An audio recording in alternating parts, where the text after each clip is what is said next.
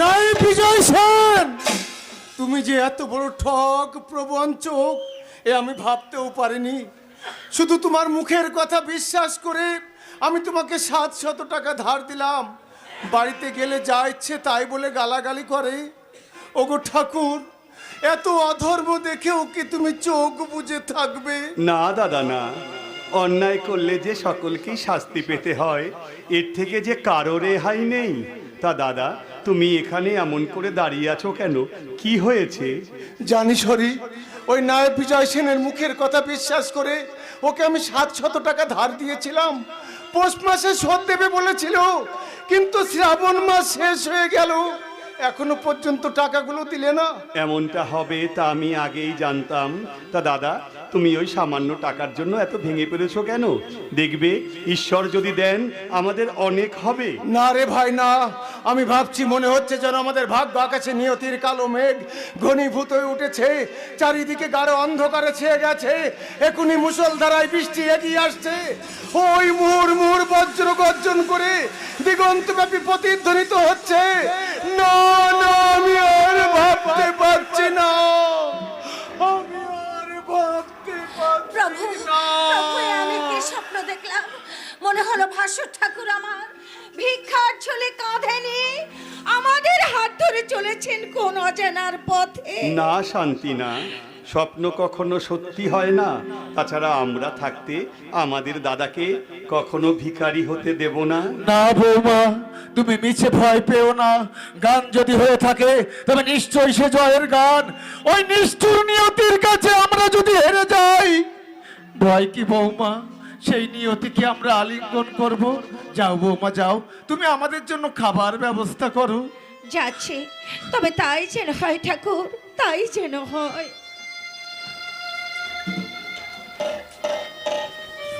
হরি, আমি বৌমার কাছে সবকিছু গোপন করে গেলাম, তবু কেন যেন আমার মনটা বড় চঞ্চল হয়ে উঠেছে। জানিস হরি, জানিস সেদিন ওই নায়েবের চোখে মুখে যে ছাপ আমি দেখেছি, তাতে মনে হয় ওসব কিছু নয় দাদা, তোমার ভ্রান্ত মনের অলিক কল্পনা মাত্র। ভাই।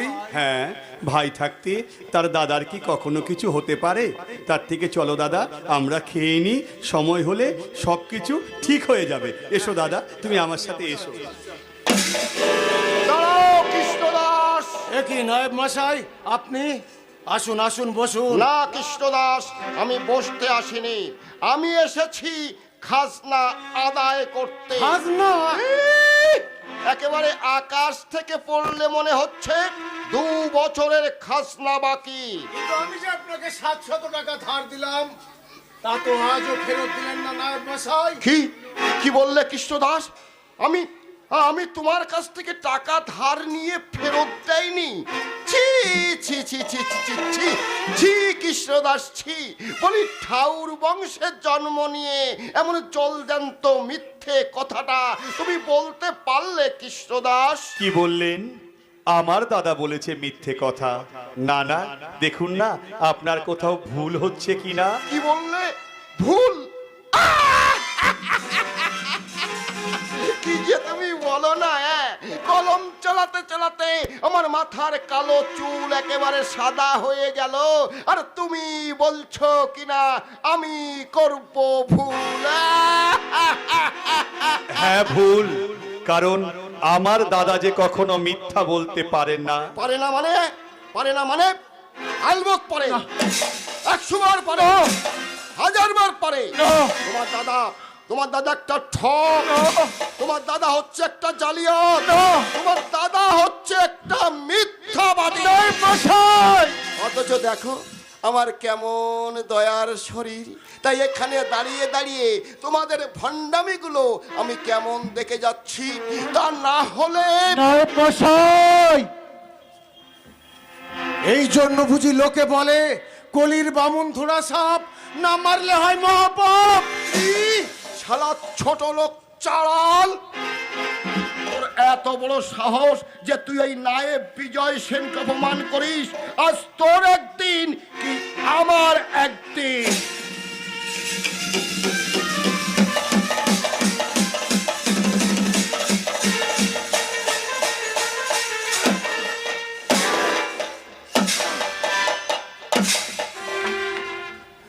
কি? আমার গায়ে হাত? দাঁড়া দাঁড়া, আমি এক্ষুনি জমিদার সূর্যমণি মজুমদারকে ডেকে নিয়ে আসছি। তোর গায়ের ছাল ছাড়িয়ে আমি আমার জুতো বানাবো, তোর ভিটেই আমি ঘুঘু চড়াবো, তোর গোষ্ঠীর আমি শ্রাদ্ধ করব। আর তা যদি না পারি তো বৃথাই আমার নাম নায়েব বিজয় সেন। কথাটা মনে রাখিস। হ্যাঁ। দাদা দাদা তুমি ভুল করেছো।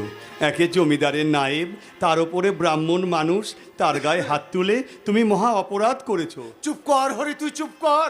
ও ব্রাহ্মণ নয়, ও ব্রাহ্মণ রূপে একটা শয়তান। শুধু গলে পইতে থাকলে সে ব্রাহ্মণ হয় না। ব্রাহ্মণের ব্রহ্মত্ব থাকা চাই, তা না হলে ওই পয়তা বঞ্চনা বলে মনে হয়। সেই উপদেশ তোমাকে দিতে হবে না কৃষ্ণদাস। জমিদার বাবু, শোনো কৃষ্ণদাস, তোমরা এই মুহূর্তে এই বাড়ি ছেড়ে বেরিয়ে যাও। আমার অপরাধ, আমি এমন কি অন্যায় করেছি জমিদার বাবু যাতে আমাকে এই বাড়ি ঘর ছেড়ে চলে যেতে হবে? অপরাধ নয়, অপরাধ নয়, আমার গায়ে হাত। জমিদার বাবুর আবার দয়ার শরীর, তাই চুপ করে দাঁড়িয়ে আছে। তা না হলে আপনি চুপ করুন। আমার অপরাধটা আমি জমিদার বাবুর কাছে জানতে চাই। তোমাদের প্রথম অপরাধ, তোমরা 2 বৎসরে কোনো খাজনা দাও না, অথচ খাজনা চাইতে গেলে তুমি আমার নায়েবের গায়ে হাত তুলেছো। জমিদার বাবু, শুধু তাই নয়, এই জমি বন্দোবস্ত হওয়ার পর থেকে তার কোনো কর প্রদান করা হয় না। তার এর সরকারি কর হয়েছে 13,000 টাকা। 13,000 টাকা? হ্যাঁ, 13,000 টাকা। তাই আমি শ্রী সূর্যমণি মজুমদার তোমাদের অস্থাবর সব সম্পত্তি আমি আমার নিজের নামে লিখে নিয়েছি। তাই তোমরা এই বাড়ি ছেড়ে এই মুহূর্তে বেরিয়ে যাও। রাধা মাধব, সবই তোমার ইচ্ছে, আমার আবার তাই চুপ করে দাঁড়িয়ে আছি। তা না হলে ঘাড় ধাক্কা দিয়ে বাড়ি থেকে বার করে দিতাম। প্রভু, প্রভু, এ আমি কি শুনলাম? এখন আমাদের কি হবে? কোথায় যাব আমরা? ভেবো না শান্তি, ভেবো না, ক্লান্তি করো দূর, খেলা এখনো নহে শেষ, চলো খেলিতে হবে জগৎ ব্যাপিয়া, দেখবে বিশ্ব পিতা হেতা আসিবে নামিয়া। নিয়তি ভেঙে দাও, গুড়িয়ে দাও, মহাবিশ্ব মহাপ্রলয় নেমে এসো দিগন্ত ব্যাপী, ধূমকেতু উল্কাপাত পরিশোধ করো বারবার, মহাকাল নিয়ে এসো ঝড় ঝঞ্ঝা, মহাবিশ্ব হয়ে যাক লয়, ছুটে এসো মহাপ্রলয়।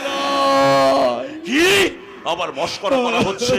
যাও যাও, বেরিয়ে যাও, এই মুহূর্তে এই বাড়ি ছেড়ে বেরিয়ে যাও। জমিদার বাবু, আপনি এত নির্দয় হবেন না। বাপ ঠাকুর দাদা 14 পুরুষের ভিটে মাটি ছেড়ে আমাদের চলে যেতে বলছেন। বেশ, আমরা চলেই যাব। তবে যাবার বেলায় আপনার কাছে আমাদের শেষ অনুরোধ, আমাদের অন্তত আজকের রথটুকু সময়ের দিন। না না না না না, কোনো সময় হবে না, কোনো সময় হবে না। যে প্রজা জমিদারের নায়েবের গায়ে হাত তুলতে পারে সে স্বয়ং ভগবান হলেও তার স্থান আমার জমিদারিতে নয়। নায়েব, নায়েব, তুমি ওদের এক্ষুনি ঘাড় ধাক্কা দিয়ে এই বাড়ি থেকে বার করে দাও। কি আবার চর্বচস্য খাওয়ানো হচ্ছে? আবার চর্বচস্য খাওয়ানো হচ্ছে? দেখো দেখো নায়েবে, দেখো আবার খাওয়াচ্ছি, তুমি ওদের এক্ষুনি ঘাড় ধাক্কা দিয়ে বার করে নায়েব মশাই।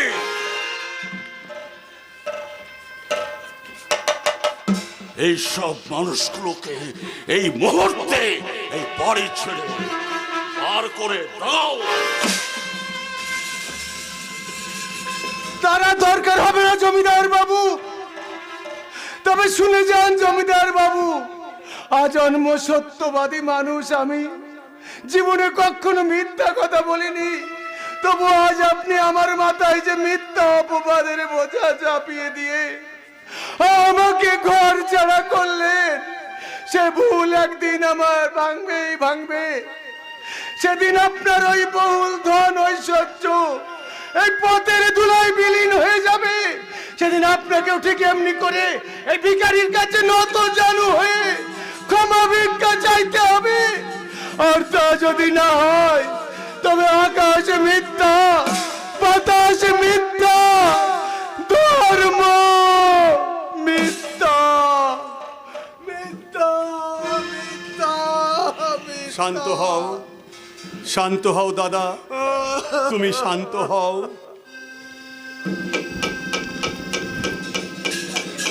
শান্ত হও দাদা, তুমি শান্ত হও। শুধু একটা কথা মনে রেখো দাদা, ধর্মের ক্ষয় নেই আর অধর্মের কখনো জয় নেই।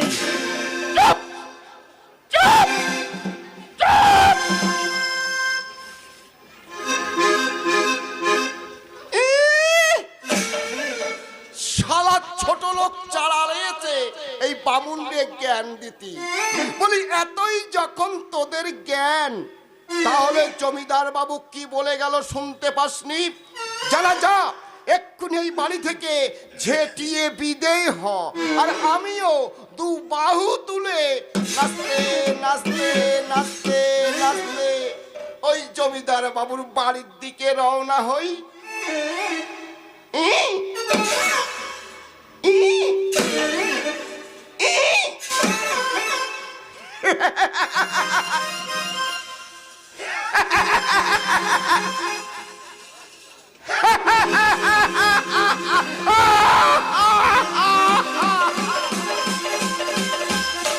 বিদায় হব, হ্যাঁ হ্যাঁ বিদায় হব। ওরে হরি, আমি ভাবছি তোদের নিয়ে আমি এখন কোথায় যাব। ওগো ঈশ্বর, তুমি কি আমাকে একবার বলে দাও ঠাকুর, আমি এখন এদের নিয়ে কোথায় যাব, কি করব? ওগো ঠাকুর, আমি যে সব কিছু ছেড়ে তোমার পায়ে আমার মন প্রাণ সঁপে দিয়েছি, তুমি আমাকে একবার বলে দাও ঠাকুর, আমি এখন কোথায় যাব, কি করব? দাদা, ও দাদা, চলো দাদা, চলো আমরা সবাই মিলে ওই ওরা কান্দি যাই। হ্যাঁ, আমি ওরাকান্দি যাব। ওরে হরি, বৌমাকে নিয়ে চল, চল চল, আমরা ওরাকান্দি যাই, আমরা ওরাকান্দি যাই। ওরে স্বরূপদাস, ওরে বৈষ্ণবদাস, ওরে গৌরীদাস, ওরে ভাই আমার, চল চল, আমরা ওরাকান্দি যাই, আমরা ওরাকান্দি। তুমি শান্ত হও দাদা, তুমি একটু শান্ত হও।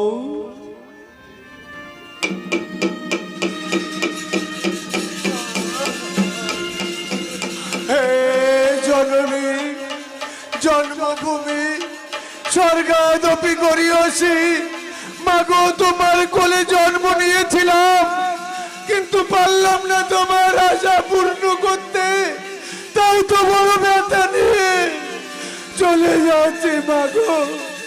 তোমাকে আমি কিছুই দিতে পারলাম না, তাই বিদায় বেলা তোমাকে দিয়ে যায় আমার শেষ সম্বল, দুপুটা চোখের জল।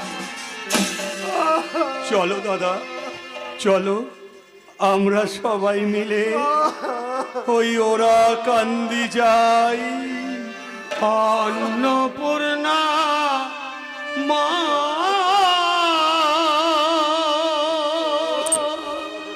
গো, ও মা,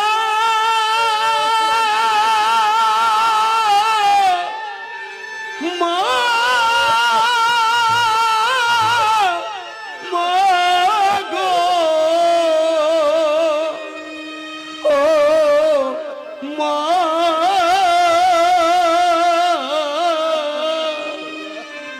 তোমার হরি ও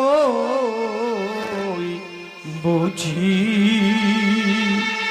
ওরা কান্দি যায় অন্নপূর্ণা মা মা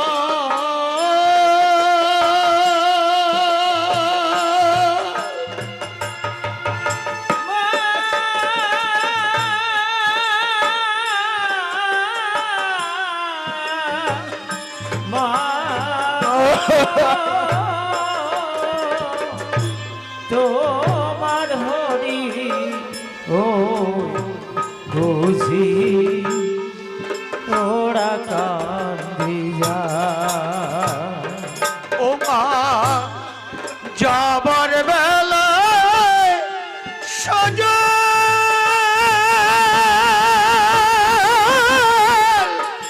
চোখে হরি ফিরে ফিরে চায় মাগো যাবার বেলায় সজা চোখে হরি ফিরে ফিরে চায় তোমার হরি ওই বুঝি ওরা কাঁদে যায় অন্নপূর্ণা মা মা গো।